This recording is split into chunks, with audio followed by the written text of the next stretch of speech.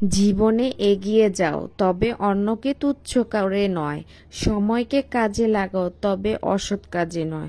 জীবনে উন্নতি করো, তবে কারো সাথে প্রতারণা করে নয়। জীবনে আনন্দ উপভোগ করো, কিন্তু কাউকে দুঃখ দিয়ে নয়। জীবনে অনেক হ্যাপি থাকো, তবে কারো চোখে অশ্রু জড়িয়ে নয়। অন্যকে কাঁদিয়ে নিজে খুশি থাকবে এমন প্রত্যাশা করা বাদ দাও।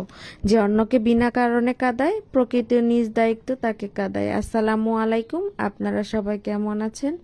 আশা করি ভালো আছেন। আমিও ভালো আছি আলহামদুলিল্লাহ। আজকে বেগুন ভর্তা বানাবো। বেগুনটাকে লবণ দিয়ে সিদ্ধ করে পানিটাকে সুন্দর মতো শুকিয়ে আমি সাথে পেঁয়াজ কুচি দিয়ে দিয়েছিলাম। সুন্দর করে ভাজা ভাজা করে নিয়েছি। এখন মরিচগুলো আমি লবণ দিয়ে ডলে নিচ্ছি। বাটনার ভিতরে এভাবে ডলে নিয়ে সুন্দর করে ম্যাশ করে নিব।